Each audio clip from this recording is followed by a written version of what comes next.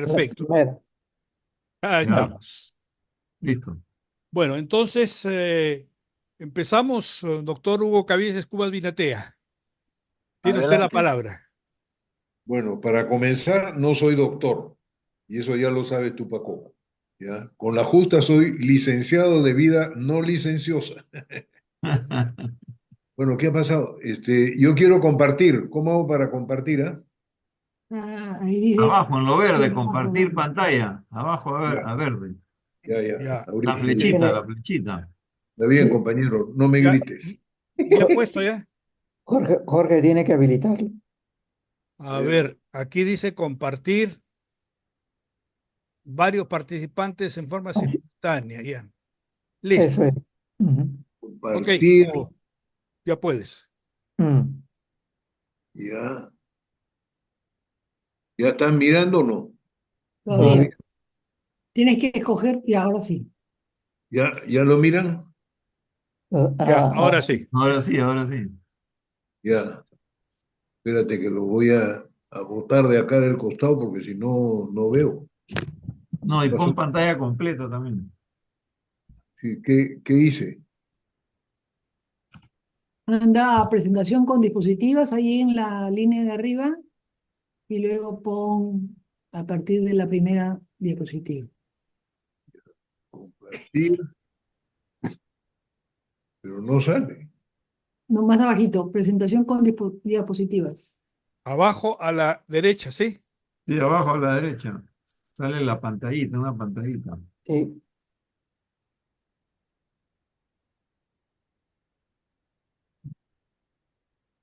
Yo estoy convencido que vamos a tener que seguir un curso de Zoom, No me hagas porque acordar tampoco, porque yo una vez en CEPES me financiaron un curso para usar en fin, todo esto de la computadora. Y en el primer examen que di me saqué 0.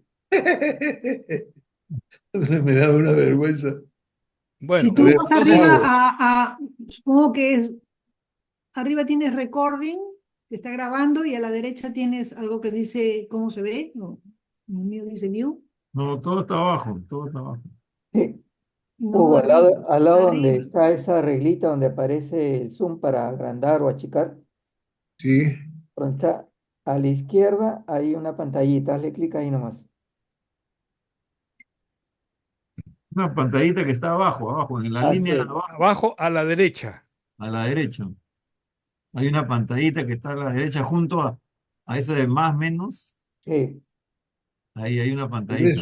eso es lo que estoy usando. Doble clic ahí. Ah, doble clic le doy. Ya. Nada, no, no cambia. Ahora, Ah, a ver, otra vez. compartir. Abajo a la derecha. ¿Ya? ¿Lo miran? No. No, sí, No ha igual. cambiado. Sí vemos, Claro, si no, pero no pantalla sino que completa. le pique arriba a la derecha para que extienda toda la pantalla en todo caso. Porque no puede arriba. Yo no veo la pantalla. Ah. Hugo, salvo que mandes tu presentación y yo lo puedo Oye, proyectar. así vámonos, así puede ser, no Ya. pasa nada. Sí, sí puede ser Este, ahí, Hugo. acá dice, está compartiendo pantalla. ¿Ustedes están mirando mi pantalla? ¿La Sí, pantalla? Sí, Sí, sí, sí, Sí, la vemos. Ya está entonces. Sí, todos la miramos. Sí, todos la vemos. Ya pues. Entonces, empiezo nomás. Ya. Entonces, como saben, se llama Hacia un nuevo pacto social con propuesta. ¿Ya? Lo primero es mi queja permanente, ¿no? Que los progres y los llamados caviares tenemos propuesta y no solo diagnósticos y propuestas. Además, los hemos impulsado, aunque sectorialmente en distintos gobiernos desde los 90. Y ahí pongo una relación de cuáles son los documentos, ¿ya? Ahora, tanto para el diagnóstico como para las propuestas yo me he inspirado en dos gráficos que los van a ver a continuación. Un primer gráfico que es el tradicional de los 4 marcos de la realidad, inspirado en los Objetivos de Desarrollo Sostenible, y en mi amigo Eduardo Musso, el año 2013. Y lo otro es un gráfico inspirado en los decrecientistas, y pongo un listado de la gente que plantea el decrecimiento sostenible asimétrico, basado en el sustento de los 9 límites planetarios, y por lo tanto formulan esa propuesta. Y termino esto diciendo que creo que lo que, los que dicen que no tenemos propuestas y que actuamos con los ojos vendados, no saben lo que dicen o no quieren saberlo. En este grupo las tenemos, y está la propuesta de Fernando, la propuesta de Jorge Arturo, las propuestas tuyas, Pacoco, aunque tú lo que tienes, más que algo escrito, tienes un montón de datos, ¿no? Para que ayuda mucho al diagnóstico, y las propuestas que yo he desarrollado, ¿no? Entonces, los 4 marcos de la realidad son estos de acá: el ecológico-ambiental, el político-jurídico, el sociocultural y el económico-productivo. A propósito, yo he puesto en último lugar a lo económico-productivo, porque si bien somos economistas, ¿no? Y deberíamos priorizar lo que es la parte económica, yo no la priorizo. La parte económica es lo último que deberíamos ver, y por lo tanto parto del tema ambiental, del tema político-jurídico y del tema socioambiental, para buscar lo que es la gobernabilidad sostenible, ¿no? Por eso lo pongo al medio. Y esto está rodeado por 3 niveles. Uno, la institucionalidad y corrupción asociada a eso. Lo otro es la seguridad ciudadana y nacional, que ahora está de moda, pues, por las extorsiones que hay. Y lo otro es la política exterior de comercio e inversión. Todo esto para formular políticas de Estado desde el Estado central, en la parte de arriba, y la parte de abajo, los gobiernos locales, las ONG, las empresas y los pueblos indígenas, ¿no? En base a este esquema, desde mi punto de vista. En lo ecológico ambiental, lo que tenemos que ver es el agua y los bosques, los territorios, el tema del cambio climático, el tema de la minería informal y delincuencial. En el aspecto político-jurídico, las leyes, el poder judicial, los partidos políticos, las elecciones, los medios de comunicación. En lo sociocultural, la cultura de los pueblos indígenas, la desnutrición, la salud, la educación, los NBI, ¿qué cosa eran? Necesidades básicas insatisfechas, y el desempleo. Y finalmente, en lo económico productivo, la agroforestería, la piscicultura, la soberanía alimentaria, los mercados y el ecoturismo, ¿no? En el tema de la corrupción hay que ver lo que es la corrupción en los gobiernos regionales y municipales, los delitos ambientales y el tema de la violencia, ahora muy en boga. En lo de seguridad ciudadana, ver el tema de las fronteras, de las fuerzas policiales y armadas, las fiscalías, las rondas de los pueblos indígenas, los gobiernos regionales y los municipios. Y finalmente, en el aspecto de política exterior, comercio e inversión, comercio justo, certificación orgánica, integración fronteriza, ¿no? Entonces, para acercarme a cualquier diagnóstico previo a la formulación de propuestas, siempre me he basado en este esquema. Pero recientemente leyendo el libro del japonesito este sabio, ¿no? Que es jovencito, que se llama Kohei Saito, que tiene, bueno, tenía hace 2 años 35 años, ahora debe tener 37, y tiene básicamente dos libros, uno que se llama El capital en la era del antropoceno y el otro que se llama La naturaleza contra el capital, ¿no? El ecosocialismo de Karl Marx. Yo tengo hace como 6 meses el libro este, El capital en la era del antropoceno, en español, ¿no? Porque estaba publicado solo en inglés. Y ahora podemos tener acceso incluso a través del internet, ¿no es cierto? Porque está colgado en la web. Entonces, he leído el libro, me ha resultado recontra súper interesante, ¿no? Y entre otras razones porque coincide en mucho con los planteamientos que yo tengo, ¿no? Y de ahí he sacado este gráfico donde lo que señala en ese libro y señalan los crestones que he mencionado acá en la primera parte, ¿no? Donde están Wallerstein, está Rauer, está Rockström, Saito mismo, Jürgen Schul, Alberto Acosta, Eduardo Budinas, Naomi Klein, yo mismo, otros y otras, que hablan de los 9 límites planetarios, que son los que están acá. Los límites son el cambio climático, la acidificación de los océanos, la contaminación química, la carga de nitrógeno y fósforo, la extracción de agua dulce, la conversión de tierras, la pérdida de biodiversidad, la contaminación atmosférica y la reducción de la capa de ozono.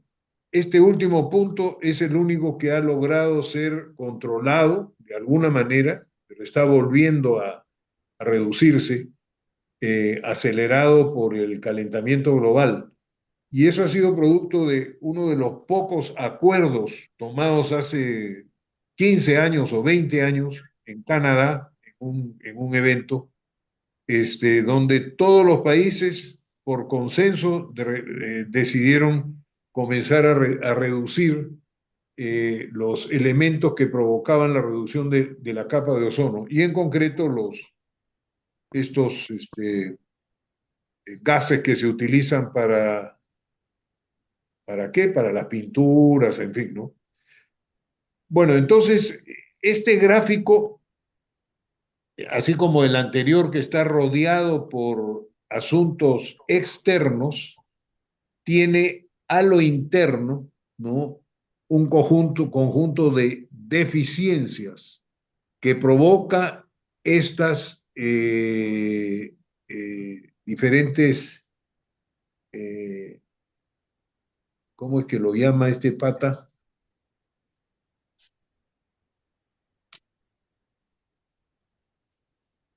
Para formular su teoría decrecentista, lo llama acá está, acá estoy yo con mi Biblia, con mi libro, ¿no?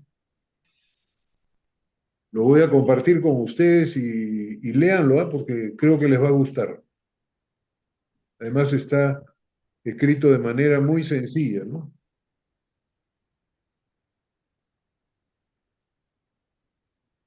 Lo llama, bueno, no lo encuentro por ahora. Entonces, hay temas que van siendo afectados por estos elementos en donde cada vez más se está llegando a un límite que puede llevar a un punto de no retorno.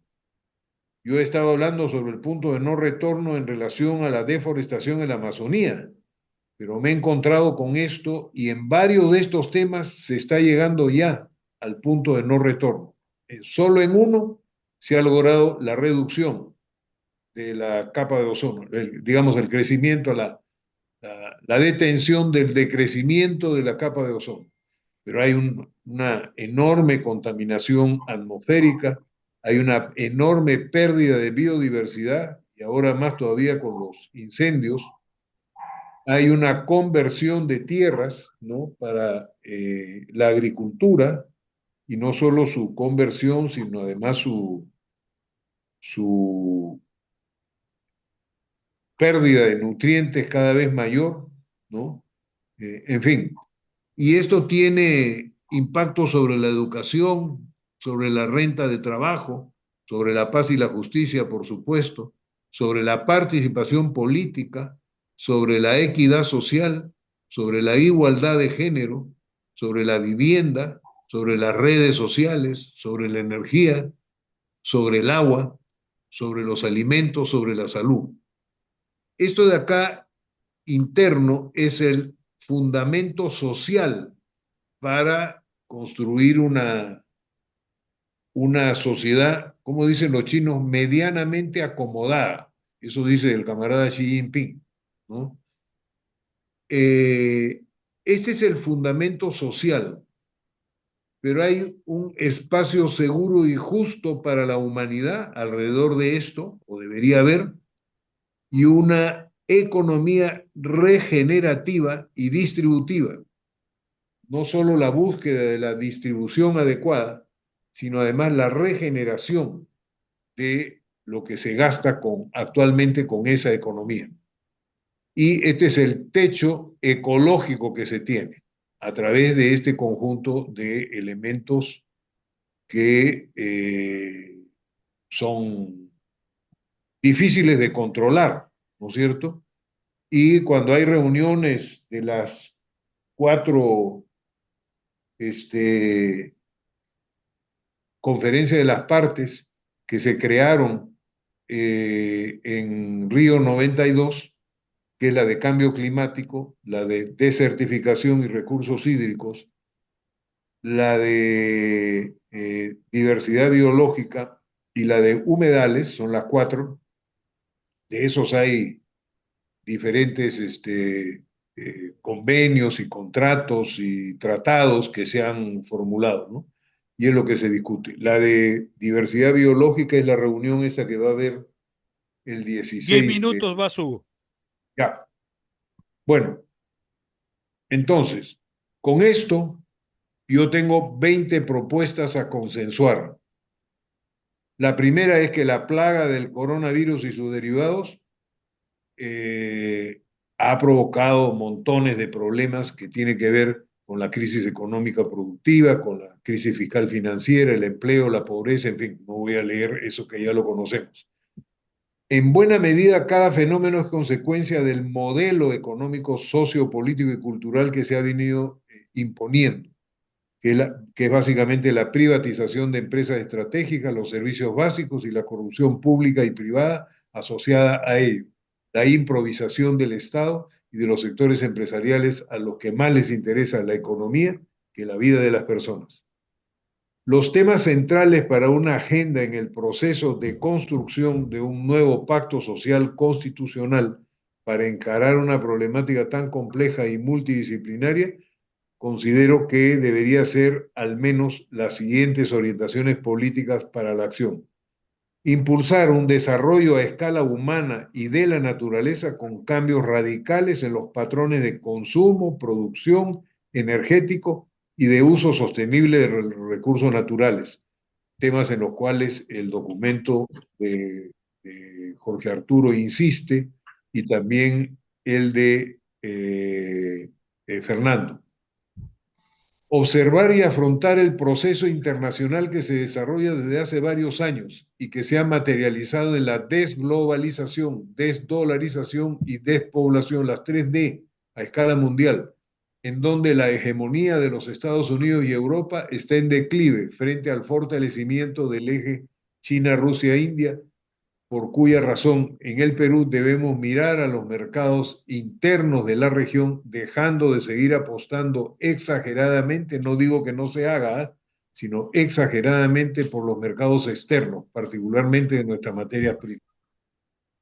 Si son con valor agregado, bueno, ya En primera y última instancia debemos apuntar hacia una estrategia de acumulación y desarrollo guiada por los principios de autodeterminación, autosuficiencia y autocentramiento, así como ponerle el ojo a los impactos del megapuerto de Chancay y el de Corío. Yo creo que este megapuerto va a tener una influencia enorme sobre la economía, la sociedad, la política, la inseguridad ciudadana, etcétera, en los próximos años, y ya lo está teniendo ahorita. Enfrentar como primera prioridad a las empresas transnacionales que, como hemos postulado, producen mercancías que dan lugar a problemas que van desde la generación indirecta de virus y pandemias, pasando por el maltrato de animales, deforestación y migración de campesinos desde su lugar de origen hasta el agravamiento del cambio climático. Ya está. El punto 8, aprovechar lo del puerto de Chancay. Como saben ustedes, yo estoy participando junto con Ricardo Viseque y Jorge Ruiz de Somocurcio en unas reuniones con colegios profesionales, tanto de economistas como de ingenieros y colegio de arquitectos, para formular un desarrollo integral territorial sostenible con los pueblos y autoridades locales, con estrategias sociales, políticas, institucionales, medioambientales y técnicas de zonificación ecológica, económica y ordenamiento territorial. Esto que parece un trabalenguas, en realidad se concreta en un conjunto de propuestas y proyectos, en fin. Felizmente el jefe máximo de COSCO Shipping tiene una visión estratégica sobre qué hacer, ¿no? Oponerse, como punto 9, oponerse a la elaboración y ejecución de megaproyectos carreteros, hidroviales, energéticos, hidrocarburíferos, megamonocultivos, megaproyectos mineros, minería artesanal ilegal de oro aluvial, etcétera, que no estén sustentados. No digo que no hacer esto, sino proyectos que no estén sustentados en consulta previa con los afectados, proporcionando información transparente y promoviendo la participación democrática en la ejecución de estudios de impacto ambiental y sobre todo de evaluaciones ambientales estratégicas, que es lo que habría que hacer con el proyecto de el puerto de Chancay, porque eso implica varias provincias, varios departamentos y por lo menos 2 países, que es Brasil y es el Perú, que sean independientes. Eventualmente que los gobiernos y o empresas transnacionales paguen por dejar de extraer determinados recursos naturales de nuestras tierras, especialmente si se trata de reservas nacionales. Pensamos en el caso de Yasuní en Ecuador, que desafortunadamente fracasó, porque mi amigo Rafael Correa traicionó. Un punto 10, cambiar los patrones de consumo, producción y energéticos transitando hacia un post-extractivismo, sustentado en la protección y uso racional de los recursos naturales, cambio de patrón energético basado en combustibles fósiles por energías renovables a fin de disminuir los gases de efecto invernadero y el calentamiento global. Priorizar, este es el tema de Fernando, ¿no? Y también lo menciona Jorge Arturo, la pequeña y mediana producción familiar agrosilvopastoril, el manejo comunitario de bosques y la protección sostenible de los recursos ictiológicos por pequeños pescadores, así como detener el retorno a la latifundización de las tierras para biocombustibles, concesiones diversas y macroproducciones. Orientar la producción agropecuaria boscosa e ictiológica hacia la soberanía alimentaria a través de la ampliación de los mercados locales y regionales, protegiendo y ensanchando las fuentes hídricas y su uso racional contra el estrés hídrico, lo que implica proteger las fuentes de agua, elevando las vallas ambientales para los productores mineros, petroleros y de otra índole. Construir redes comunitarias de solidaridad, de esto habla también Fernando en su documento y lo mismo Jorge Arturo, en defensa de los derechos humanos, los territorios, las plantas maestras de los pueblos indígenas como la hoja de coca, ayahuasca y otras, reconociendo la pluriculturalidad de nuestra sociedad y el rescate de los conocimientos ancestrales para la mitigación y adaptación al cambio climático, impulsar un conjunto de programas productivos, desarrollar, ampliar y fortalecer los programas de educación que dispongan de franjas de formación, el rol prioritario que hay que dar al Ministerio de Ambiente y sobre todo construir un sistema nacional de planificación, porque el CEPLAN está pintado en la pared. Hay muchos casos de contaminación que no están siendo enfrentados y hay que enfrentarlos. La obvia decadencia del modelo de acumulación, producción, consumo de energía actual expresado en las principales crisis, tales como la ambiental, alimentaria, económico-financiera, etcétera, a la que se suma la pandemia del COVID y otras pandemias, bien puede abrir paso a propuestas como la que esbozamos en este escrito, que además y cada vez más va ganando campo. Me refiero a la propuesta de, ¿cómo se llama?, de crecimiento sostenible asimétrico. Termino diciendo que en todas estas propuestas, aparte de inspirarme en esos dos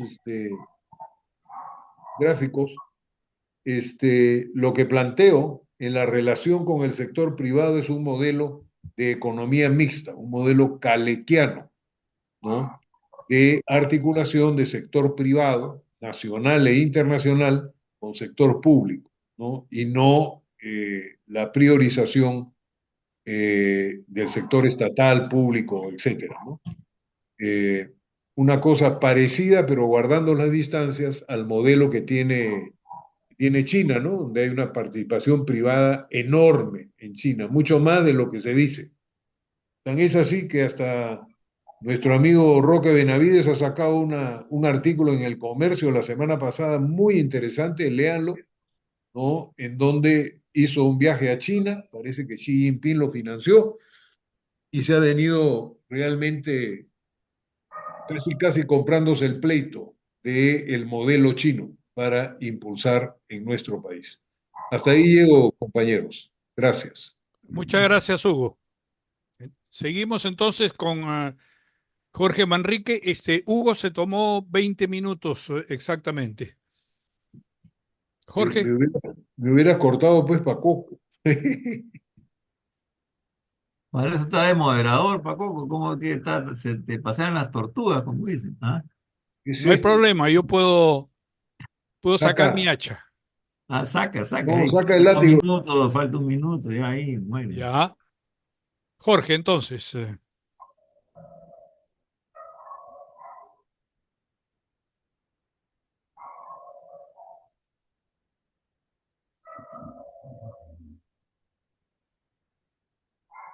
Sí, Jorge.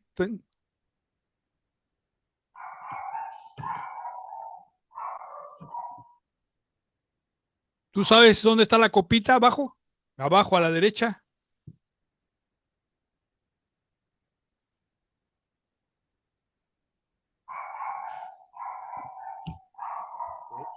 ¿No me escuchan, no? Hugo, si dejas tú de compartir, ¿no? Jorge, abajo hay un montón de iconos chiquitos a la derecha, esa como pantallita o copita, ahí aprieta doble.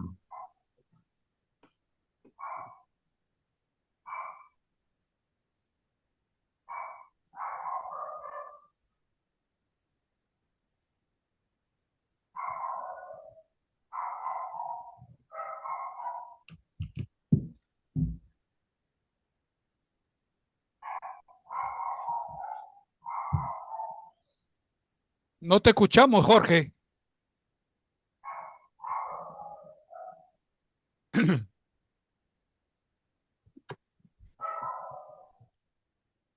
No se te escucha. Tienes que activar tu micro, creo. ¿Lo activé ahora? Sí, un poco más alto de volumen. Ok.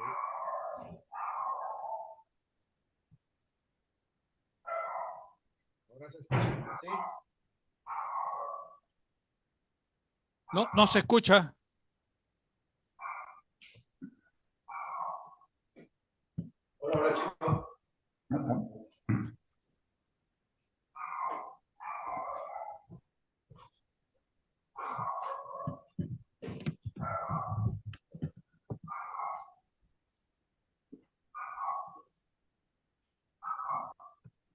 ¿Escucha?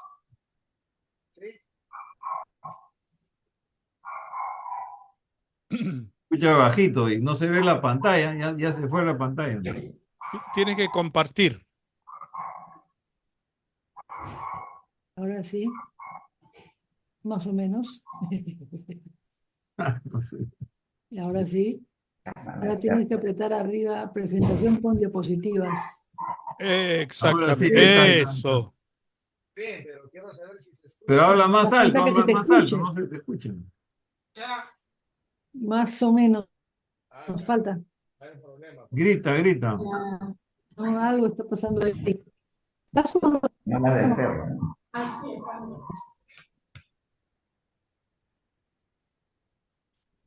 Formulación de la plataforma programática No, no tiene. se te escucha, Jorge. ¿Qué tal si desconectas tus audífonos? Quizás por ahí la computadora pueda escuchar mejor. ¿Ahora se escucha? No se me escucha, ¿no? Un Bajito. poquito más que antes, pero no mucho más. A ver si hablando.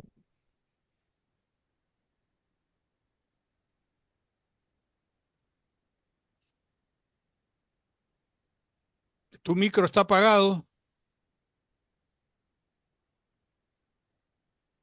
Tienes que activar tu micro. Ahora sí.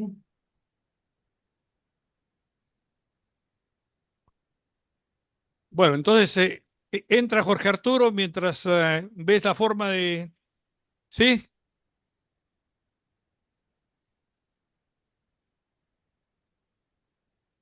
Bueno, una última oportunidad.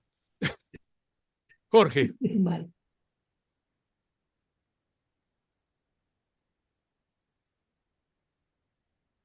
primero compartir pantalla y después el micro activado y con volumen más alto.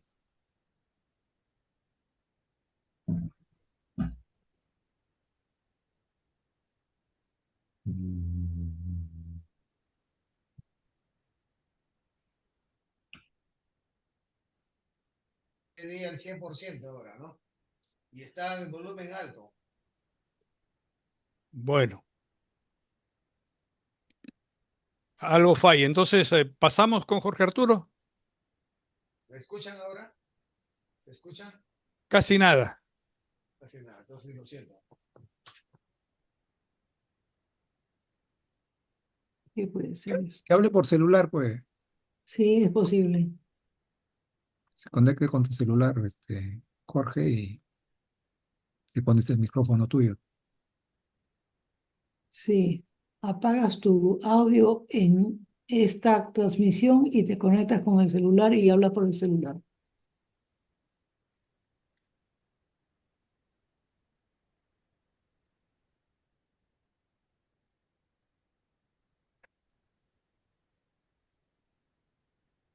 ¿Cómo conecto con el celular? Llamas a esta reunión con el Gmail. Entras. ¿No? Y Jorge le puede responder por su celular y lo pone con su micrófono. Ah, que llame, ¿no? Él puede Ah, entrar sí. con su celular, puede entrar a esta reunión. Y tenemos dos Jorges. Si Sino quieres, me que, llamas por teléfono. claro, y le pone el altavoz.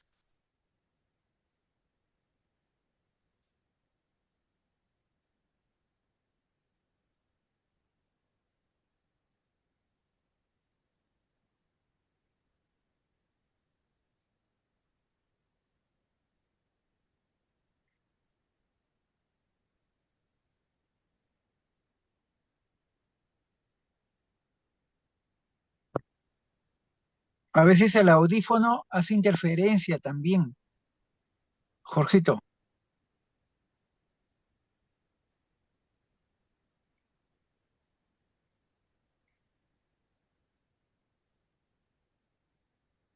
Aló.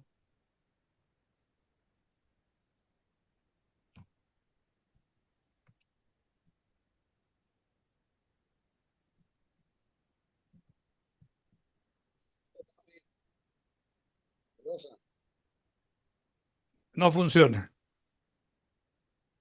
Y no recibo tu llamada tampoco.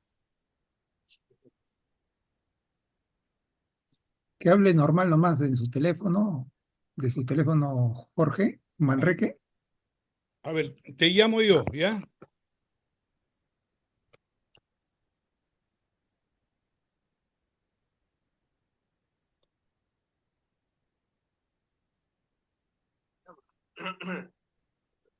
Llama, a ver.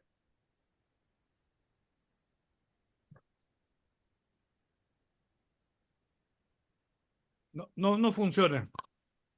¿No funciona tampoco? No. Ya, Jorge Arturo, pues entra tú, o Ya, sea entra que Jorge Arturo, tú. ya Aló, fue ¿me Jorge escuchan próximo. bien? Sí, ¿Me escuchan bien? sí. Sí. Ya, perfecto.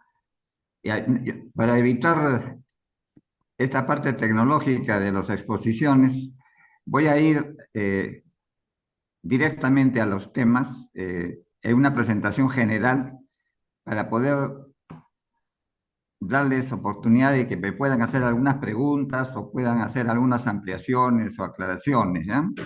Todavía no lo he sistematizado como para un documento con un PowerPoint. La idea era primero tener la reunión de coordinación y luego ya perfeccionar para una exposición de mayor nivel, ¿no?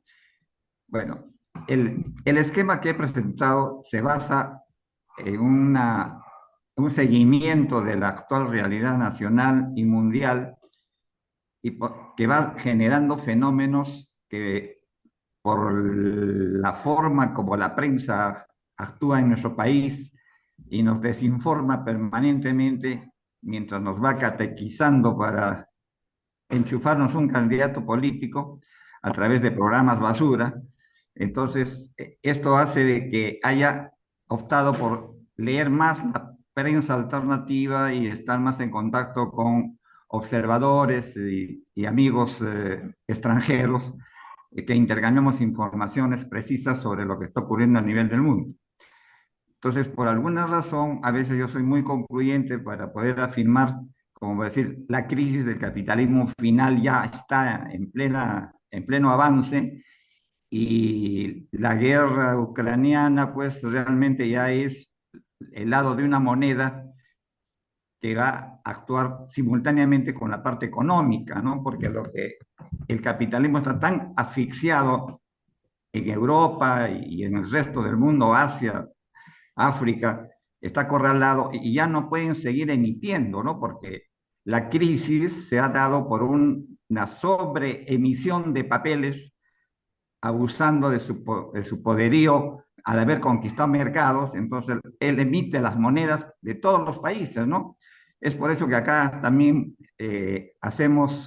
ahorramos en dólares y todas nuestras reservas están en dólares, porque eso es lo que quiere el gran capital, que requiere seguir creciendo, porque es una figura de un vendedor de naranjas que se le acaban las naranjas, va a la quiebra.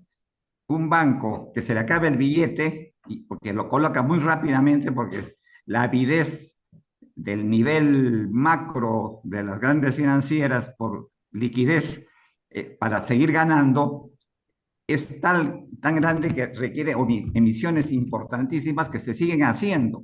Y la mejor justificación es la guerra, ¿no? Entonces es una idea muy clara de que ya la crisis final está marchando, porque ya le salió la crisis de la hegemonía que le ha planteado China y Rusia, que quieren actualmente cambiar el patrón oro, volver al patrón oro o al intercambio vía moneda. Por lo tanto, la demanda de dólares se va a ir al diablo y ahí está la crisis final. Pero eso da lugar inmediatamente a una serie de otros procesos.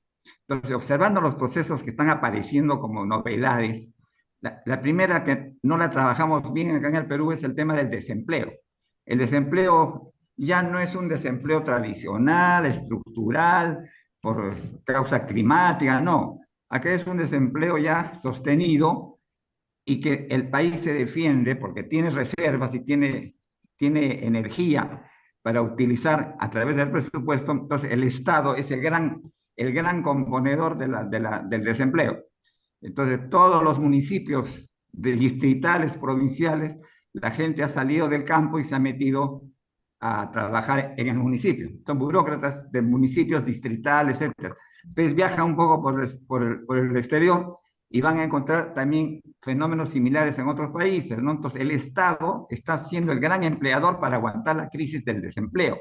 El desempleo se viene y es imparable, porque la tecnología, vía la inteligencia artificial y otro tipo de mecanismos que están alrededor de este salto tecnológico tan importante, porque ya estamos entrando inclusive a nuevas disciplinas de la mecaelectrónica con una serie de artificios que todavía no han llegado acá, pero que son importantísimos y van a seguir produciendo desempleo. A tal punto que los grandes millonarios del mundo ya están preocupados qué va a pasar cuando haya un tremendo desempleo a nivel mundial y ya están discutiendo el tema de la renta básica. La renta básica es la gran salida, ya no la idea de un pensador o de un conjunto de economistas que empezaron a trabajar sobre el tema, sino ya ahora ya es una necesidad que lo discuten Elon Musk y todos los grandes millonarios y van a hacer para poder tener a la población con ingresos, porque si no hay ingresos, la demanda se les cae más rápido y la crisis pronosticada por Marx va a ser pues evidente, ¿no? Es una crisis de demanda. Porque la demanda ya no puede seguir el ritmo y la producción ya no sigue tampoco el ritmo de la demanda, ¿no? Entonces se desincroniza la oferta y demanda, entonces el mercado deja de funcionar.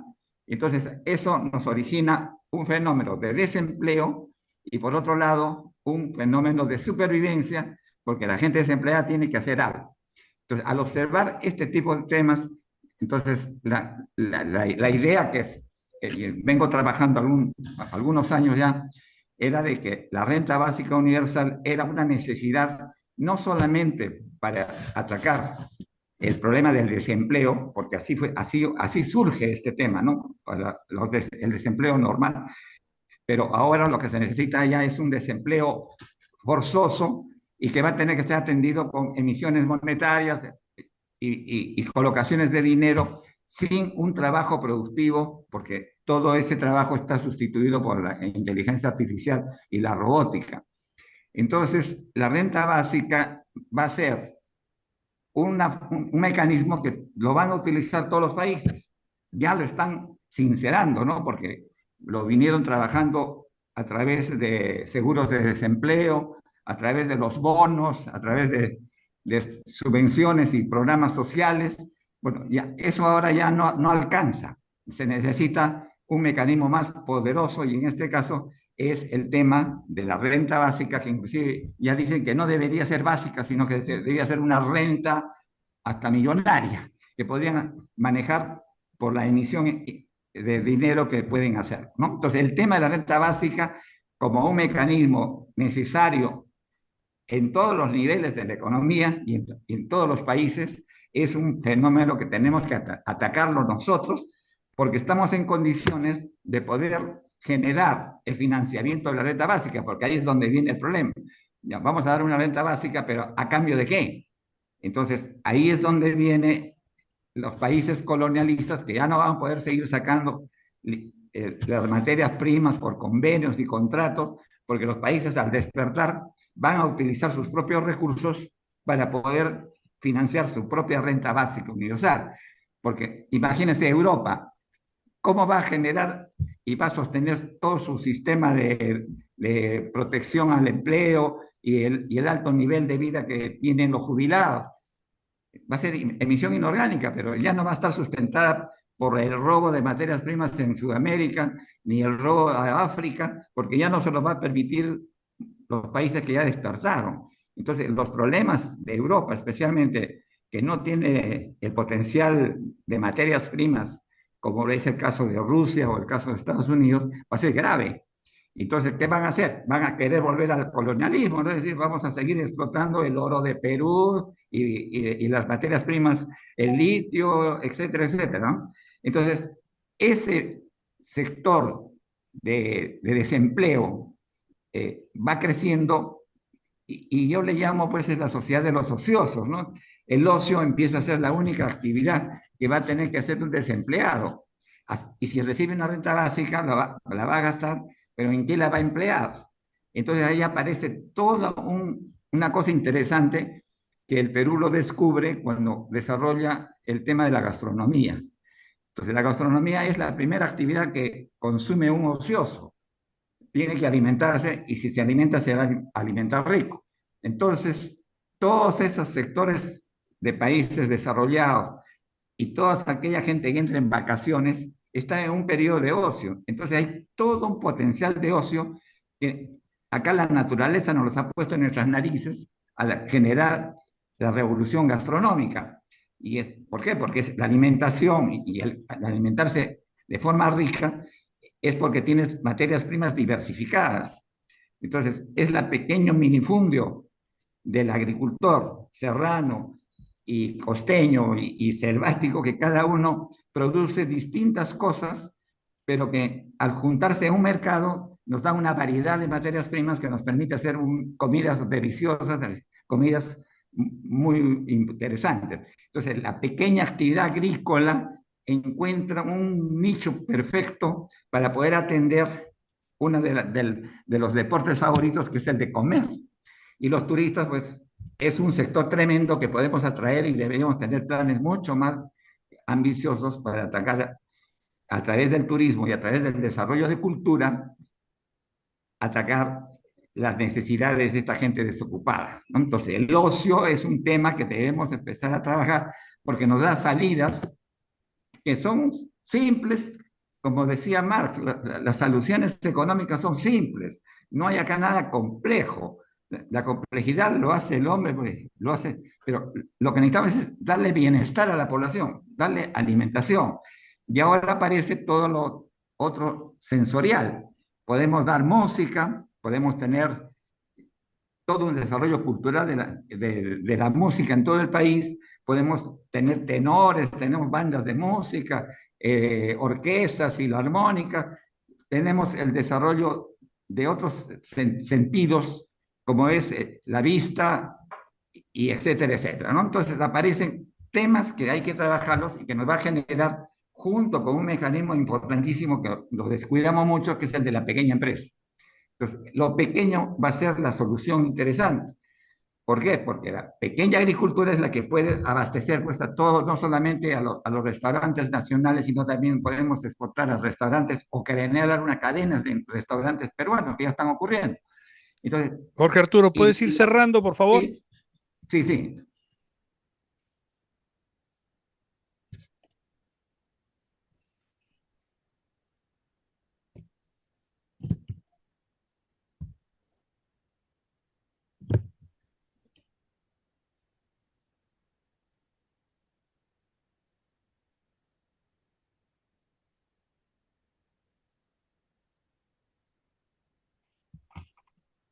No se te escucha, Jorge Arturo.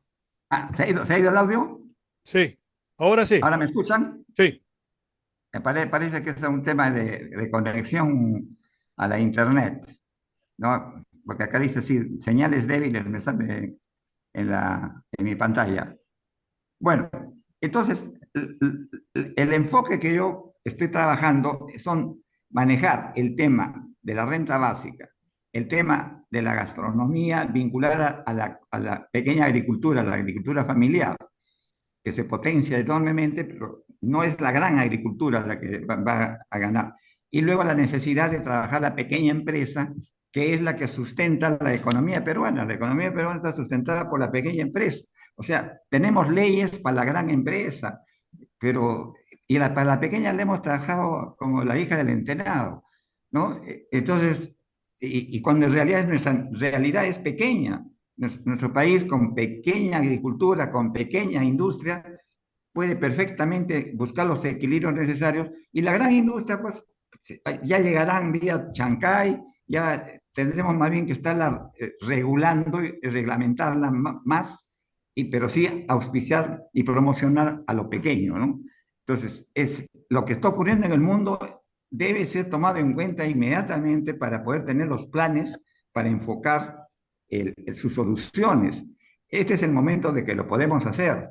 Y este es el momento en el cual políticamente los planteamientos de programas pragmáticos de tipo ambiental, de tipo de culinaria, de tipo de industria, de tipo de minería, etcétera, tenemos que atacarlos inmediatamente. O sea, tenemos un campo de acción política importantísimo y estamos perdiendo tiempo a veces trabajando temas muy macro que no nos competen porque no tenemos un nivel, por ejemplo, industrial de regular a empresas grandes, porque tenemos muy pocas empresas grandes y eso se maneja con las leyes antimonopolio que las hemos descuidado, ¿no? Bueno, les he dado las ideas fuerza que inspiran el planteamiento que he hecho. Estoy trabajándolo y ya voy a llevarlo a un nivel de una presentación más sistematizada para una próxima oportunidad.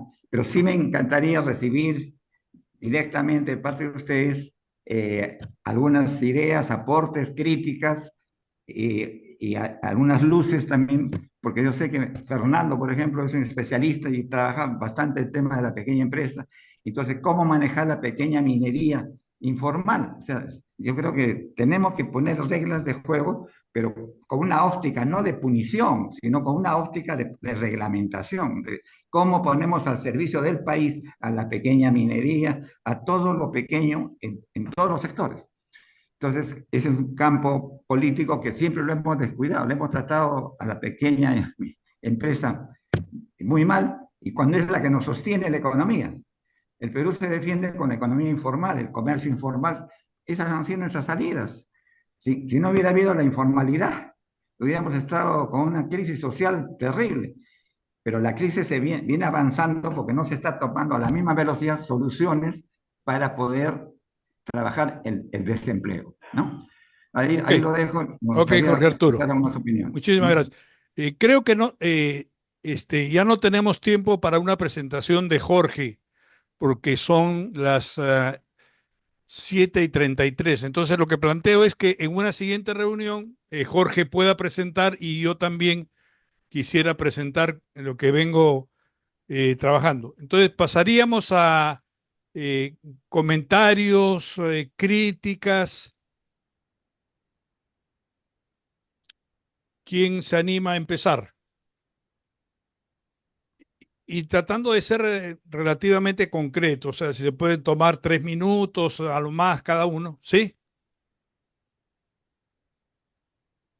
Sí, Jorgito, no sé si me escuchan. ¿Sí? Jorge, Martín. vaya. Martín, sí. Sí, yo quisiera dar algunos aportes y comentarios a lo que se ha presentado. Eh, Me parece bien lo planteado por Hugo, voy a empezar por él, sobre todo que entiendo que se parte de un enfoque territorial y donde él coge las 4 áreas de trabajo, ¿no? Es importante, creo, que se tenga que empezar a trabajar un enfoque que de alguna otra forma también oriente en la estructuración de los documentos que se vayan a elaborar, ¿no? Yo quiero resaltar de la presentación de él, estoy de acuerdo con lo que él ha dicho, además, ¿no? Eh, Dos grandes puntos. Hugo habla de soberanía alimentaria y no de seguridad alimentaria. Creo que eso es importante saberlo porque hay una gran diferencia entre ambos conceptos, ¿no? Y que creo que debe ser uno de los pilares del tema social y cultural cuando se vaya a trabajar el tema incluso económico productivo, ¿no? Ese es un primer punto. Y en segundo punto que me llama también la atención es la propuesta de elaborar un sistema de planificación, ¿no? Generalmente en los últimos tiempos, en las últimas décadas, se ha generado la idea de que los sistemas de planificación parten siempre de un diagnóstico, ¿no? Y que a partir de ese diagnóstico se identifican problemas y necesidades y se plantean objetivos, ¿no? En los últimos años se ha trabajado mucho el tema de la planificación a partir de un análisis prospectivo, ¿no? Y el análisis prospectivo incluye un poco la identificación de elementos disruptivos que pasan en el futuro, que ahora se llama estudio del futuro, y donde se considera, ¿no? Los posibles riesgos, oportunidades, ¿no? Y alternativas también que se deban presentar en el camino, de cómo hacer surgir determinadas áreas o determinadas industrias, ¿no? Eso a partir de una visión también, ¿no? Y eso invita también a pensar en el largo plazo. Una de las cosas que yo he visto dentro de mi experiencia profesional es que muchas veces no pensamos en el largo plazo. Nos detenemos en el corto plazo, ¿no? Y a veces el corto plazo nos abruma tanto que ya no tenemos una imagen objetiva a dónde aspirar y caminamos y caminamos y caminamos y no sabemos a dónde llegar. Pasan los tiempos y empezamos a analizar y decimos, no sabemos a dónde vamos, ¿no? Entonces, también se ha tocado el tema de la grande inversión en términos de infraestructura portuaria, lo de Corillo y lo de Chancay. Eso creo que es un elemento también importante a saber, ¿no? Nos va a marcar probablemente o nos va a marcar con tiza de repente por algún momento el camino que tengamos que seguir, ¿no? La inversión extranjera va a estar bien siendo importante en la economía, ¿no? Va a dinamizar la zona del norte chico. Probablemente se tenga que revisar conceptos como polos de desarrollo que en algún determinado momento también se trabajaron en el país y de alguna otra forma también surgieron los parques industriales. No lo sé, ahí Fernando con mayor crédito creo que nos puede un poco ampliar y considerar este tema que también creo que es importante. Y el tema que, bueno, lo de la agroexportación también va a surgir mucho, ¿no? Gracias, Eso es, Martín. ujú. Sí. Sí, Jorgito. Con respecto a lo de para acabarlo, Jorge Arturo, me parece bien lo planteado y que no debemos perder de vista lo que tenemos que hacer en términos de empleo, ¿no? Y de seguridad en términos pensional también, ¿no? Que es un tema álgido ahorita. Gracias, Jorge. Ok. Fernando, pueden ir levantando la mano los que quieren. Fernando Villarán. Ya, ya, ok, ok. Mira, no, estoy bastante de acuerdo con lo que han dicho tanto Hugo como Jorge Arturo, pero tengo un par de, digamos, comentarios muy puntuales a cada uno. Uno, a Hugo, el decrecimiento, yo lo estoy de acuerdo, creo que es algo necesario para los países desarrollados, o sea, Europa, Estados Unidos, ¿no es cierto? Pero para un país como el Perú, hablar de decrecimiento, yo creo que eso puede chocar, digamos, con la población, porque están buscando, pues, mayor riqueza, mayor bienestar, etcétera. O sea, hay que modularlo, digamos, ¿no? Porque yo creo que es un planteamiento para los países desarrollados, habría que convertirlo para un país como el nuestro. Y el segundo comentario es geopolítico, digamos, ¿no? O sea, tú estás hablando del eje China, Rusia, India, ¿no? O sea, de los BRICS. Yo no estoy tan seguro si la India se va a sumar a ese eje. O sea, en todo caso, creo que Estados Unidos va a hacer todo lo posible por sacarlo de ahí, ¿no es cierto? O sea, porque este va a ser el fiel de la balanza. Si la India se va con China y Rusia, bueno, Estados Unidos y Europa se quedan en outside, ¿no es cierto?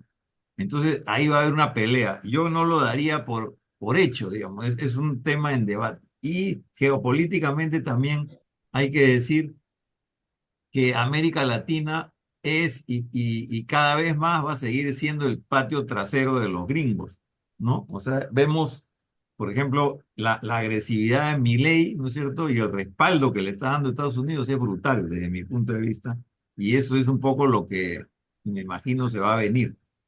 En cuanto a Jorge Arturo, yo quería que explique un poco más, porque en su propuesta que yo leí, pone como un eje este fondo soberano, digamos, ¿no? Que sería la fuente de la renta básica, etcétera. No me quedó claro de dónde va a venir, digamos, esos capitales y cómo va a generar intereses, ¿no? O rendimiento, digamos, ese fondo soberano, ¿no? O sea, cuál va a ser ese mecanismo, ¿no? No me queda claro. Ese es un comentario. El segundo comentario es que estoy de acuerdo con toda esta propuesta de la pequeña producción, sobre todo la agrícola, en general la pequeña empresa. Y el otro sector que, aparte de la gastronomía, es el de la salud. La salud es clave y además está vinculado con la alimentación saludable que tú has propuesto. Y además, luego de la pandemia, la gente quiere vivir más, pues, y le da una prioridad a la salud, ¿no es cierto? Y cada vez más desconfía de los de Big Pharma, ¿no es cierto? De las medicinas, etcétera, que tienen efectos secundarios y todo eso. Entonces, creo que la salud podría ser un campo importante. No sé qué piensas. Ahí nomás me quedo ya en mis comentarios. Ok, entonces si me permiten, bueno, yo tengo serias discrepancias con el planteamiento de Hugo. Me parece El que moderador no debería hablar. sí, Primero los que los visitas. nadie ha pedido la mano, acaba de pedir Carlos Arana. No, yo pedí hace rato. Bueno, no salí en la pantalla. Bueno, si me permiten, ya empecé. Muy cortito. Yo sí tengo Corta toda discrepancias. parte y reparte, se queda con la mejor parte. Ya dale, Así dale. es. Y yo tengo serias discrepancias con el planteamiento de Hugo, en relación a los grandes proyectos, en relación a esa asociación de China con India que no va. Si ustedes se informan, hay serios problemas de discrepancia. Y en relación a las propuestas, yo creo que las propuestas que existen, la lista que hace Hugo, son genéricas, como las que ha planteado ahora. Yo quisiera tenerlas para poder analizarlas. Y ahí entramos a un serio problema, y es no un serio problema, sino un tema clave, es en qué nivel planteamos la alternativa del modelo. ¿General o si avanzamos hacia políticas concretas? En relación a Jorge Arturo, creo que el tema del Fondo Soberano es clave, en el documento está planteado, pero eso supone un Estado que sea capaz de renegociar con todas aquellas concesiones que han habido o que existen. Las de los mismos chinos que tienen ahora serias inversiones, ¿no? Porque la propuesta es que el Estado sea accionista y que reciba recursos, además de los impuestos. Y además le faltó miembros en el directorio, etcétera. Entonces, el tema es cómo hacemos o qué tiene que hacerse para que el Estado sea capaz de renegociar con todos los que controlan los recursos naturales. La propuesta me parece excelente, ¿no? Y también se puede echar un poco de números para ver cuánto supone una renta básica. Y termino con lo siguiente. Hay dos temas que me parecen centrales que no hemos tocado. El tema de las organizaciones criminales. Realmente el monto de recursos que mueven las organizaciones criminales está alrededor del 7% del PBI. Hay un excelente libro que ha sacado Basombrío con Dante Vera y hay problemas de cálculo, pero estamos hablando de 21.000 millones de dólares al año de lo que se mueve, más el lavado de todo eso. Y el otro tema, que es el tema de la corrupción. Y recuerdo que Fernando Villarán planteó un tema que me parece clave, que es que una de las bases para la propuesta es partir de las necesidades y demandas de la población. Y las brechas de salud, educación, alimentación, empleo, etcétera, etcétera, etcétera, son gigantes, ¿no? Y ahí sí hay datos ahí para sustentar que podemos ver. Bueno, ahí termino yo. No sé si Carlos opina. ¿Quién? Pina está hace rato. Pina Pina, está. sí. Ya. A ver, dale, Pino. Jorge, la pregunta es para ti, porque cuando tú planteaste la importancia de este grupo, planteaste de que no se trataba de hacer diagnósticos, sino de hacer propuestas, un esquema básico de propuestas para un plan de, digamos, de gobierno, ¿no es cierto? En general. Entonces, yo quería preguntarte por la metodología del trabajo. ¿Por qué? Porque creo que seguramente han tenido la reunión anterior que yo no pude estar, parece no haber un esquema común. Entonces, no habiendo un esquema común, lo que tú has llamado identificación de temas, la diversidad de opiniones o los acentos se han visto en esta reunión. Y creo que la metodología no era tanto si estábamos de acuerdo o en desacuerdo, sino si se alimentaba un esquema básico de una propuesta básicamente económica. Entonces creo que indistintamente se han hablado, se han hecho análisis, se han hecho diagnósticos, se han hecho constataciones y algunas perspectivas, ¿no? En las dos intervenciones. Jorge Arturo, enfocado específicamente en una dimensión que me parece muy importante, digamos, la desaparición del empleo, digamos. Entonces, eso lo estamos tomando como una parte esencial del esquema, porque no importa si estamos de acuerdo o en desacuerdo con lo que él está planteando ahora, sino si eso es parte de un esquema básico. Yo creo que sí, y no rápidamente, me parece, se puede ir a la alternativa todo lo pequeño, aunque Fernando, eso ya desde que me acuerdo, trabajando con él desde sus puntos de vista en alternativa y en otros aspectos, eso lo tenemos hace 20 años o 30 tal vez, Fernando, y eso como tendencia, como política pública no ha crecido, aunque hay organizaciones sociales que sí están alrededor de ese tema, como por ejemplo la Asociación Nacional de Productores Orgánicos o la Asociación de Pequeños Productores que tienen su organización desde hace tiempo, ¿no? Entonces, esa es una parte del esquema que nos va a parecer importante, el tema del empleo. Y yo quería resaltar en lo que ha dicho Hugo, me parece que el tener que hacerlo corto, sus 10 puntos no nos ha permitido tal vez entender, no entender, sino captar la riqueza de esos 10 puntos, porque son, digamos, yo diría dimensiones un poco distintas, que yo las hubiera separado más, ¿no? O hubiera buscado un esquema para presentarlas. Pero quiero resaltar que Hugo es uno de los pocos que vincula los temas ambientales a los temas económicos y de política externa.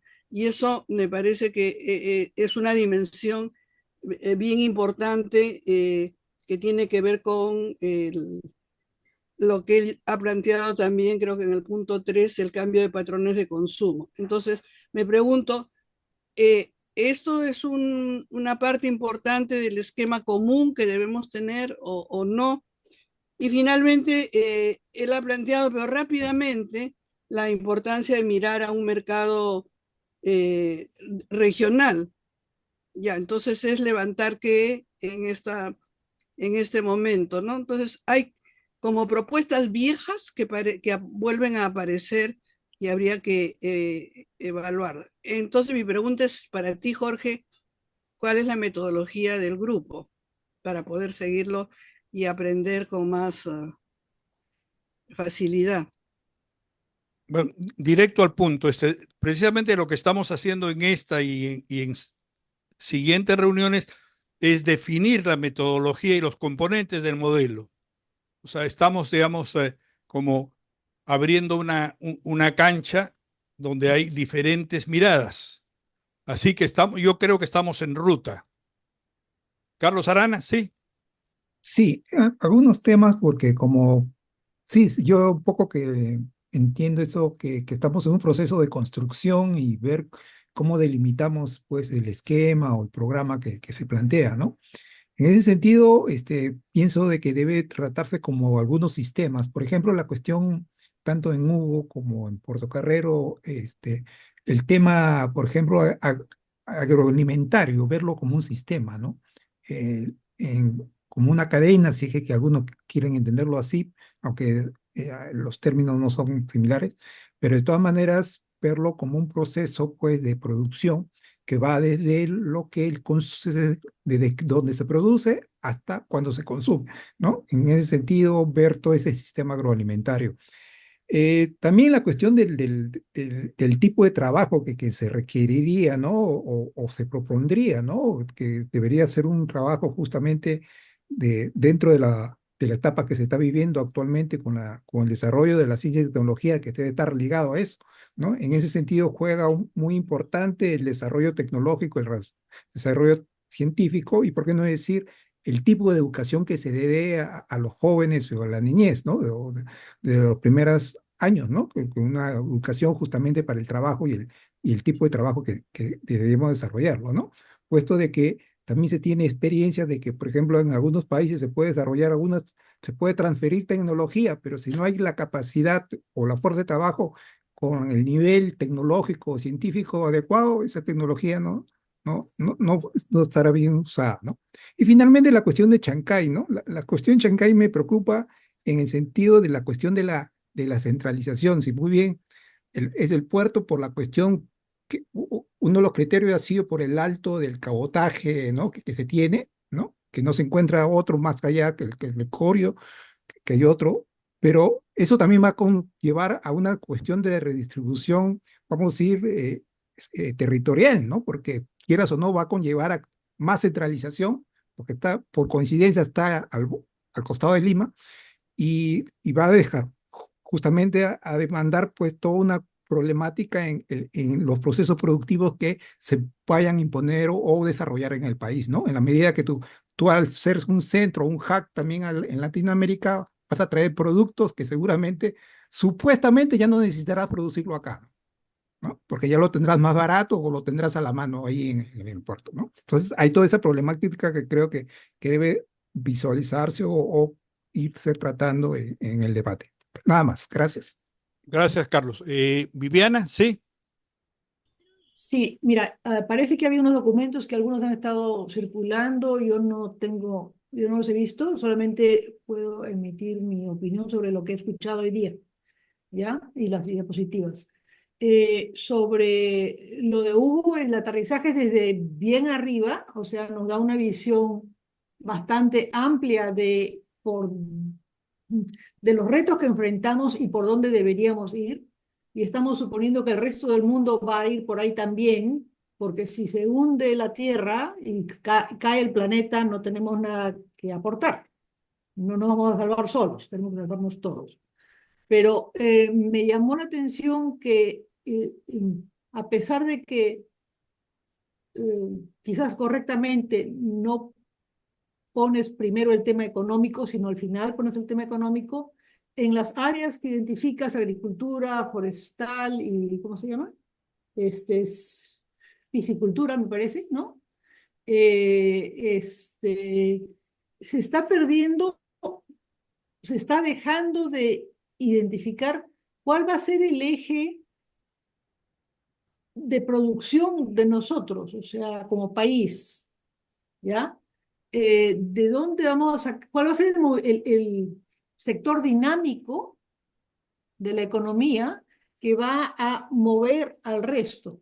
¿O estamos dejándolo a pequeños campesinos y pequeños pescadores que artesanalmente van a estar haciendo su trabajo y todos felices de la vida, cocinando, haciendo gastronomía para los turistas? Eso es lo que estoy sacando un poquito de las dos presentaciones que ha habido.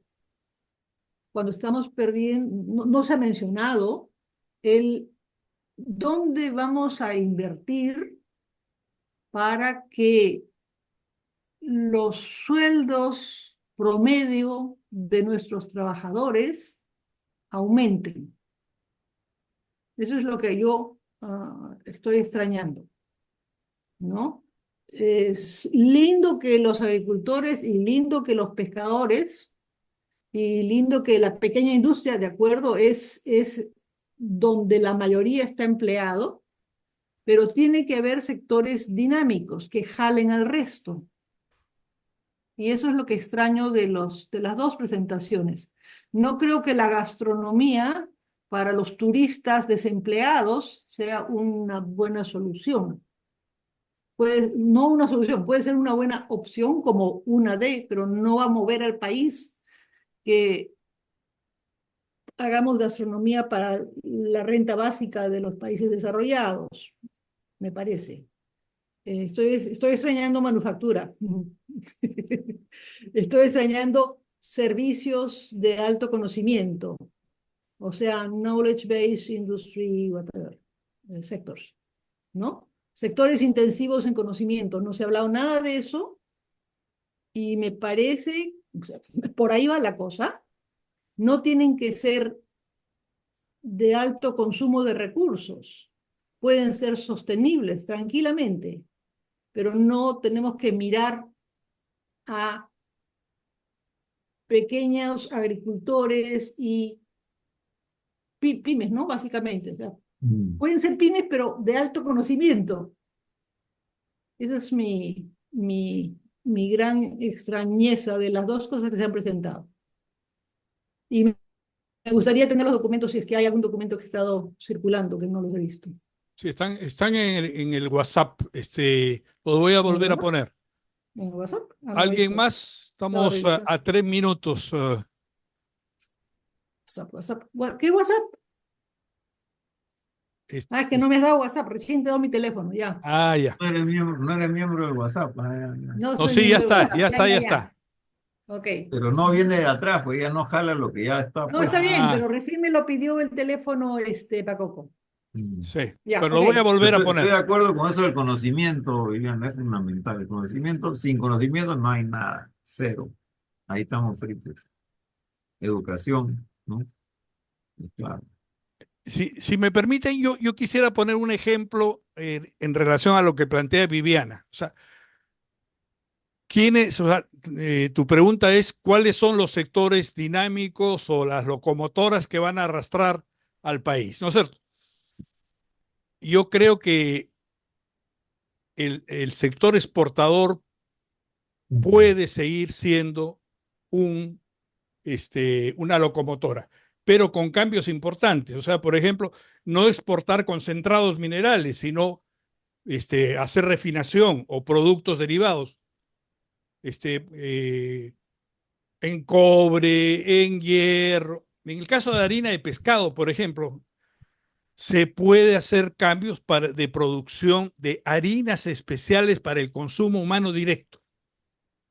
Lo que extraño es Y que se presente eso en la propuesta. bueno, yo tengo una lista de temas, ¿no? Igual que cuáles son, digamos, las ventajas estratégicas que tiene el país que debe desarrollar, aparte del turismo, aparte de la gastronomía, de la localización. Hay ventajas estratégicas. Por ejemplo, la gran capacidad que tenemos de producción de energía hidroeléctrica. 23 centrales. Ahí Hugo dice, hay que parar los grandes proyectos. Bueno, tenemos un potencial fabuloso, además de el gas, que tiene que contar con el apoyo de la población, es cierto, y también con límites, ¿no? Yo creo que hay posibilidades muy grandes de desarrollo de algunas actividades. Lo que sucede hoy en día es que, y hay estudios bien serios, que 2/3 del PBI depende del sector externo, de los términos de intercambio.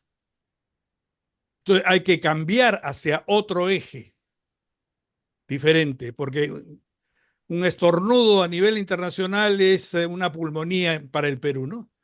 Y desarrollar mercado interno, etcétera. Insisto, hay que, por lo menos pienso yo, las propuestas tienen que ser más concretas. Y termino con un punto. Yo creo que hay que trabajar lo que denomino yo mejores personas para una nueva economía. Hay que trabajar todo un tema de movilización. Y yo le de movilización como parte de lo que haga el Estado. Y también trabajar el tema de inteligencia.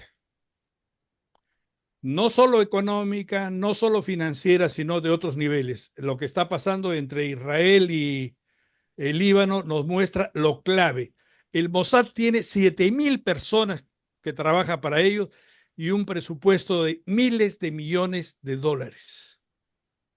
Y lo que está logrando Israel, Pagado por Estados Unidos, pagado por Estados pagado, no, directamente por el Estado israelí. No, eso sí que no te El Estado israelita financiado por le los da 4.000 Bueno, millones de dólares anuales de Estados Unidos a Israel. 4.000 millones. bueno, el Mossad se lleva más de 3.000, Bueno, no aparte creo de que sea armas, ¿no? tan. Bueno, bueno, estamos sobre la hora. Eh, yo les pido que tratemos de ver qué rescatamos de lo planteado, con qué estamos de acuerdo y planificar una siguiente reunión donde podría exponer Jorge y yo también. Hugo, Tienen tú, que responder los dos expositores, pues, ya, ya sí. se les ha hecho preguntas, críticas, tienen que levantarlas. O Entonces, sea, Hugo eso, Cabieses, decir algo. tiene la palabra. Ya, gracias, Pacoco. Bueno, me ha gustado mucho las críticas, creo que todas son válidas y sobre todo ese listado de WON que yo he presentado tiene que tener dos problemas. Uno es que organizarlos incluso alrededor de ese esquema de diagnóstico y propuestas que he presentado en primer lugar, ¿no? Porque el conjunto de propuestas se pueden organizar propuestas en el lado del ambiente y recursos naturales, propuesta por el lado de los aspectos sociales, propuesta por el lado de institucionalidad y política, propuesta por el lado de economía productiva. Y, digamos, dos o tres propuestas concretas con medidas, si quieren, claro, medidas, para todo eso tengo medidas.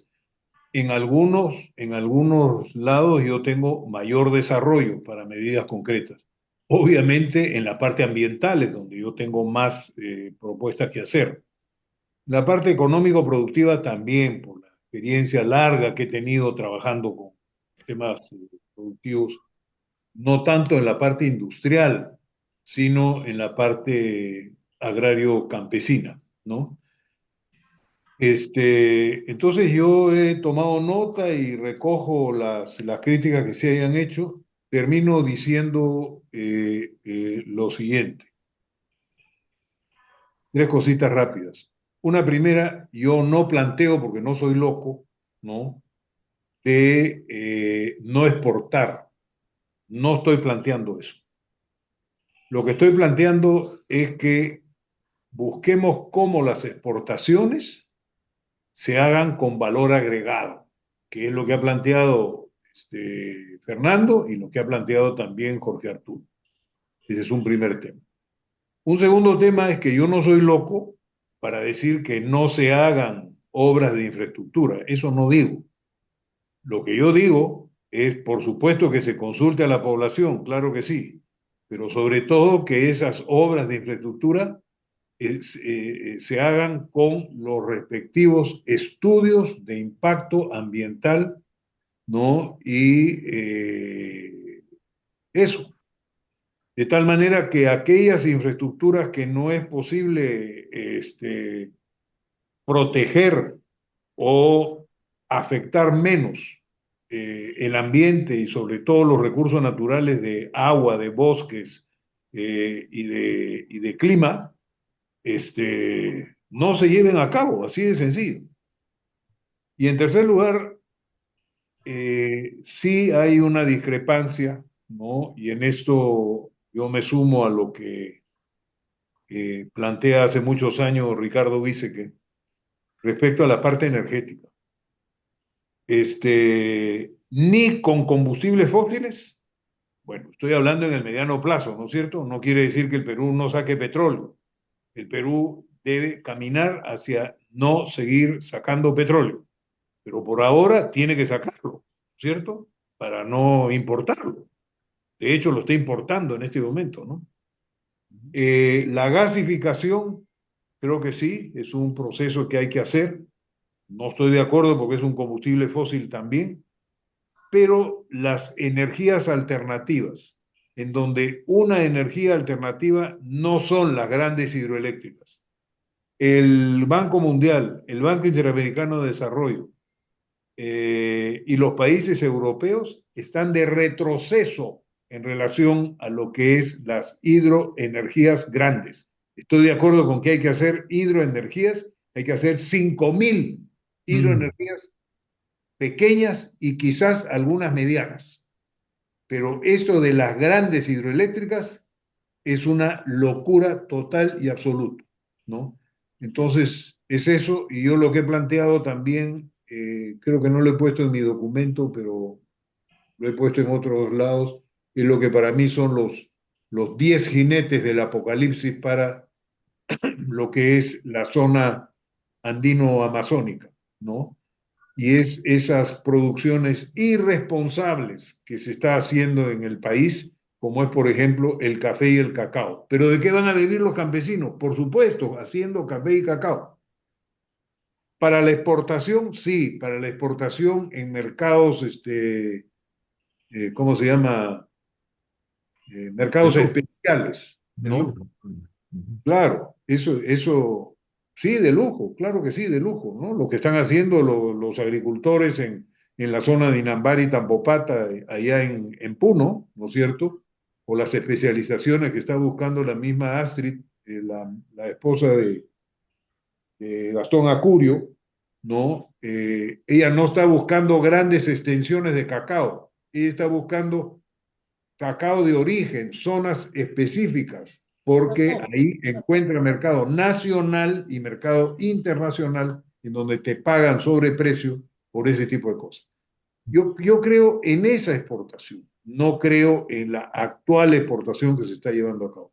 Pero en fin, es un debate que está planteado y bueno, yo corregiré mi documento y retorno a la pregunta de Pina, ¿no? ¿Qué vamos a hacer? Hay 4 documentos no presentados. Supuestamente deberíamos tener uno solo y para eso construir una metodología que nos permita hacer eso es fundamental. No me pidan que yo les diga eh, cuál puede ser los elementos de la metodología porque en general no soy un investigador serio, ¿no es cierto?, que antes de iniciar una investigación plantea la metodología, sino que yo actúo de manera espasmódica. Me siento en la Espontánea, máquina espontánea, sí. y empiezo a escribir, así de sencillo. ¿No? Y después me fijo en la metodología. Eso lo he hecho siempre. ¿No? Ok, Bueno, Hugo, eso muchas es. gracias. Jorge Arturo y Viviana, para terminar, porque ya estamos sobre la hora que tú mismo has pedido que se respete, Hugo. Sí. Jorge Uy, Arturo Rápidamente, Portocarrero. en el caso, en la pregunta de Fernando, ¿no?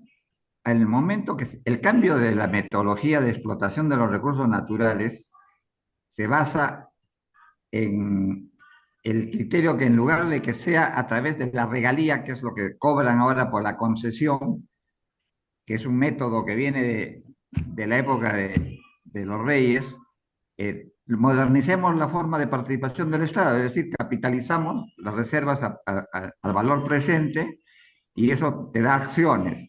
Pero lo más importante es que la acción no pierde, o sea, vale, o sea, tiene un valor de mercado y por lo tanto no estamos perdiendo el patrimonio del Estado, porque la Constitución dice que los recursos naturales pertenecen a la nación y no permite que se pierdan, ¿no? Pero sin embargo, la concesión se ha ido al extremo de que se pierde la soberanía sobre los recursos naturales, ¿no? Entonces, el mecanismo es que sea capitalizable y por lo tanto con todos los derechos que tiene un accionista. Un Pero, porcentaje de las acciones de todas las empresas mineras, por decir, eso sí sería. así es, claro.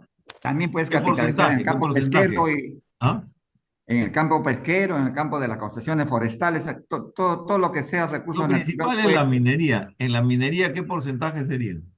o sea, lo que valga el recurso. Es decir, hay una metodología de valorización de los recursos que están en una mina, se valorizan al valor presente, de acuerdo a la bolsa, y esa cantidad es la que se entrega en acciones, que es el aporte del Estado.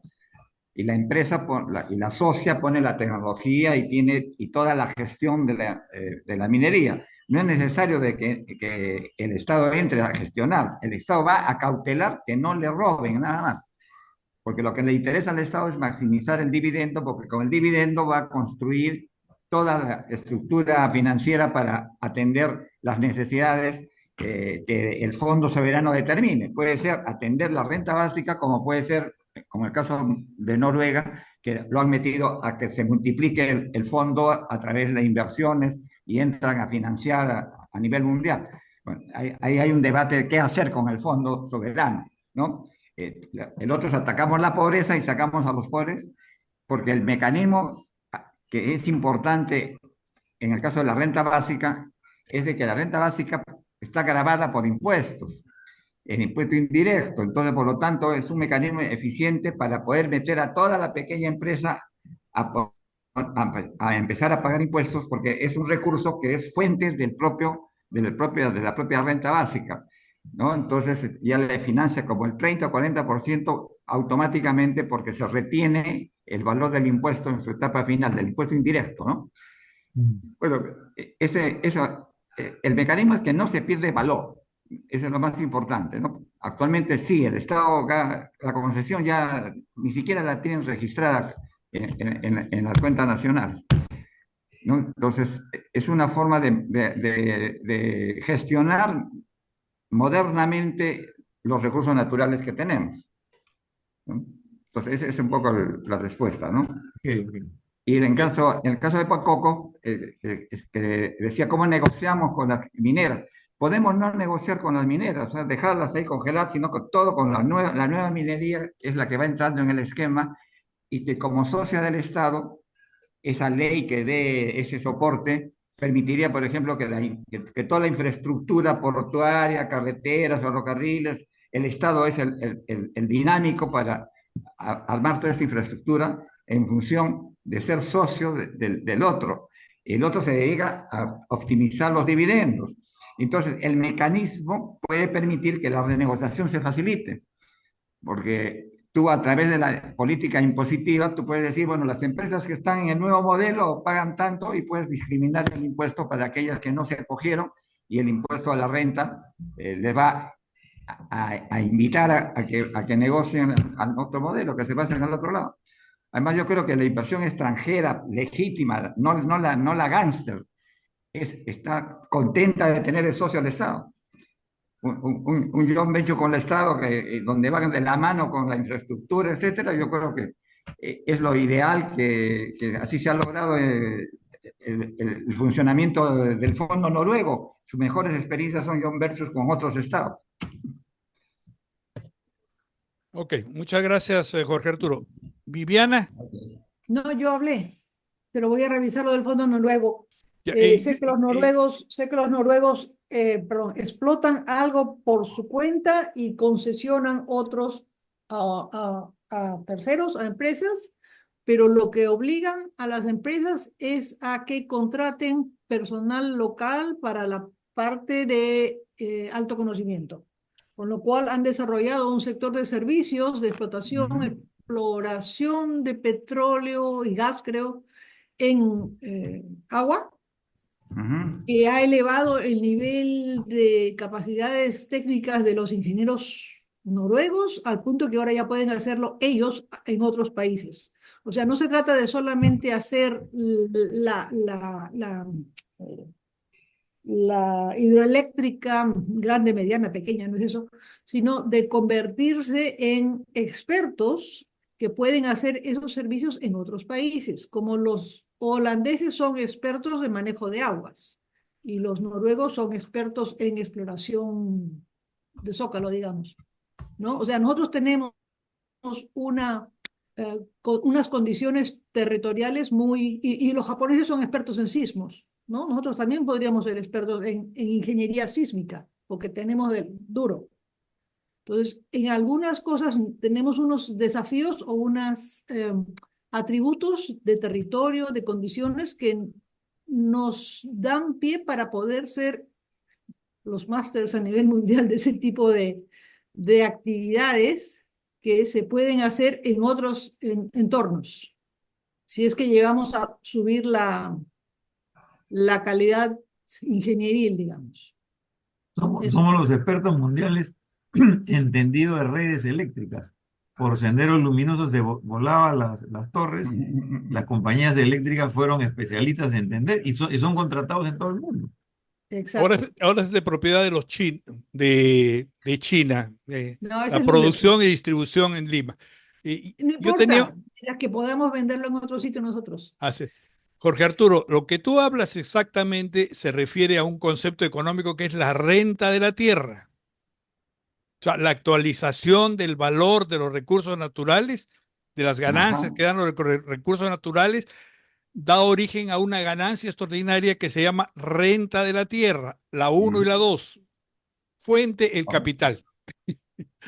Exactamente, ese es el fundamento. Y yo sí creo que es posible renegociar con las empresas que tienen concesiones ahora. Sí, sí. Las empresas que exportan concentrados, que son la mayoría, materiales mineros no con valor agregado, no declaran el verdadero valor de lo que están exportando. Así es. Entonces hay niveles de corrupción gigantes. Entonces el Estado puede hacer auditorías de lo que estás exportando y chequear qué cantidad hay de oro, de plata, de zinc, etcétera, y contrastarlo con lo que declara la empresa. Y las diferencias son grandes. Hay estudios en proceso sobre el tema. Lo mismo pasa, por ejemplo, en el caso pesquero. En el Perú se produce 500,000 de toneladas de harina negra, más aceite. Y parte de eso se exporta. Entonces ahí hay posibilidad no solo de renegociar, sino de sanciones económicas muy grandes, ¿no? Igual que en otros sectores, como el caso de la madera, ¿no es cierto? Que es un escándalo terrible. Y hay otros temas, ¿no? Bueno, creo que ahí terminamos. Creo que debemos hacer el esfuerzo de recoger los principales puntos de las 3 cajitas, recuerda. La cajita en la que estamos de acuerdo, en la que estamos en desacuerdo y otra que requiere estudios para ir avanzando. Hay que hacer un trabajo de sistematización y acumulación de los aportes, ¿no? Una última consulta. Tenemos otra reunión donde Jorge Manrique puede exponer y yo sí tengo un esquema de... Pero lo tienes que entrenar a Jorge antes de la exposición porque... Bueno, yo le puedo decir a mi nieta que lo entrene, ¿ya? Sí. Me parece muy... De 9 años, de 9 años. Sí. No, mi nieta tiene 2 meses. Ahora nacen con el celular y con una última pregunta es, si hubiesen algunas personas interesadas en invitar, avisan, y aquellos que no participan, como el Chino Ota, simplemente lo vamos a cortar, ¿no es cierto? Porque no se trata de que le demos toda la información, todos los documentos y no se aparece en las reuniones. Todavía no hay que cortar a nadie, somos demasiado pocos, o sea que ya cuando seamos 50 ahí corta. No empieces a dividir antes de comenzar. No, es que yo les agradezco la puntualidad y el cumplimiento, es sí, maravilloso. Yo creo que eso es algo súper importante. Digamos, a las 3 faltas seguidas, sin excusa, ahí ya lo corta. Afuera, lo bota. O podemos poner una multa. Bueno, el café. muchísimas gracias. Yo voy a terminar y tener el video para tenerlo, para compartirlo con ustedes. Bacán. Correcto. Gracias. Bueno, muchas gracias. Y vayan a ver la noticia de la guerra. Está terrible. Bueno, adiós. Luego, gracias a todos. Y a todas. La guerra. Buen fin de semana. ¿Cómo se sale de acá? Hay una cosa que le pones una X y sale un cartelito que dice salir. No. Ah, sí. Chao.